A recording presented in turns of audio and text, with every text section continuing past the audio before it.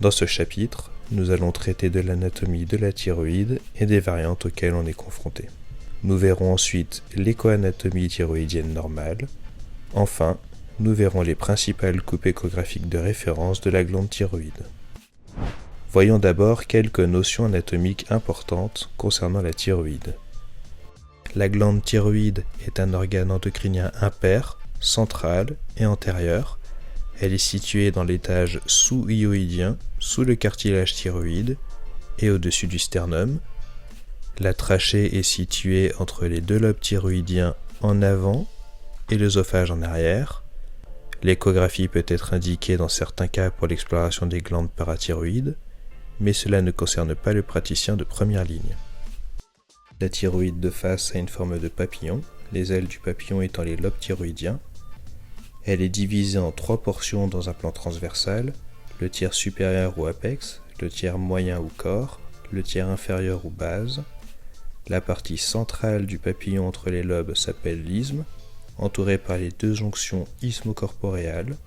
On remarque que les lobes ont une orientation globale oblique vers le haut et le dehors, notion importante pour positionner sa sonde d'échographie et balayer chaque lobe.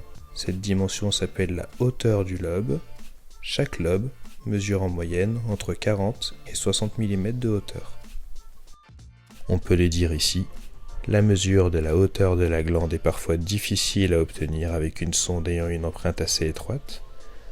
On pourra alors utiliser le mode trapézoïdal, ou une sonde microconvexe, ou encore convexe, ou même un coupleur acoustique pour une mesure plus aisée.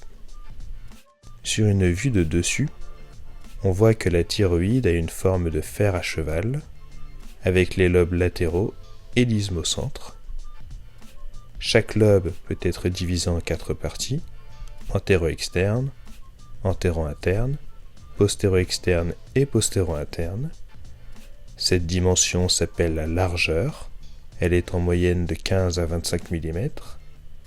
Cette dimension s'appelle l'épaisseur, elle est aussi en moyenne de 15 à 25 mm. L'isthme mesure au maximum 10 mm d'épaisseur. On voit que pour ces mesures, la largeur de l'empreinte de la sonde est moins un problème qu'elle ne l'est pour la mesure de la hauteur. Quand l'épaisseur de l'isthme est normale, on ne calcule généralement pas son volume, et on mesure uniquement le volume de chaque lobe. Les mesures doivent être exprimées en centimètres cubes pour obtenir un résultat en centimètres cubes ou en millilitres ou encore en grammes. Les volumes moyens en France sont de 13 cm3 pour l'homme, 9 cm3 pour la femme. On parle d'atrophie quand le volume total de la glande est inférieur à 8 cm3 pour l'homme et 6 cm3 pour la femme. On parle de goitre avec un volume supérieur à 20 cm3 pour l'homme, 18 cm3 pour la femme. Quelques mots sur les variantes anatomiques possibles. Il existe différentes variantes physiologiques de la glande thyroïde. De la plus fréquente à la moins fréquente, on trouve un volume ou une taille globale entre 8 et 20 cm3 chez l'homme, entre 6 et 18 cm3 chez la femme. Il est fréquent d'avoir un lobe moins développé que l'autre. On parle d'hypoplasie quand il y a une différence de plus de 3 cm3 entre les 2 lobes.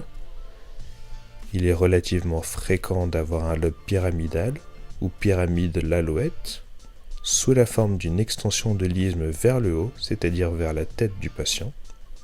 On peut parfois retrouver du tissu thyroïdien ectopique tout le long du tractus thyréoglosse, c'est-à-dire entre la langue et le médiastin.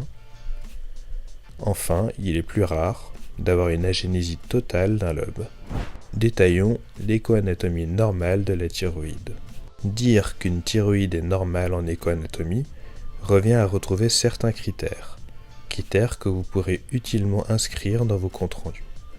À l'état normal, une thyroïde a une écostructure tissulaire homogène, c'est le premier critère à étudier.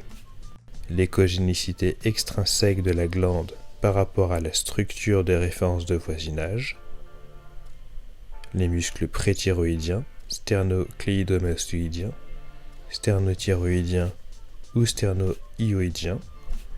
Une glande normale est plus échogène que les muscles préthyroïdiens. On parle alors de gradient musculo-parenchymateux conservé. Nous avons déjà parlé de la taille de la thyroïde. Vous voyez comment on détermine l'épaisseur, la hauteur de la thyroïde sur une coupe longitudinale. On détermine la largeur sur une coupe transversale, sur laquelle on peut aussi étudier l'épaisseur des lobes. Ici, chez un sujet masculin qui a une atrophie thyroïdienne, puisque son volume total glandulaire est largement inférieur à 8 cm3.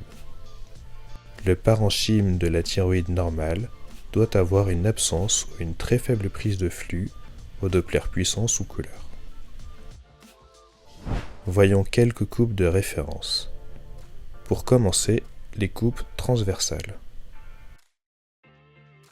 Au niveau du lobe thyroïdien droit, on retrouve le muscle long du cou en profondeur, les muscles sternocléidomastoïdiens, sternothyroïdiens et sterno-hyoïdiens en superficie, latéralement l'artère carotide commune et la veine jugulaire interne, l'anneau trachéal médialement, surmonté de l'isthme thyroïdien, et la jonction isthmo-corporéale. Ici, on balaye ce lobe thyroïdien droit.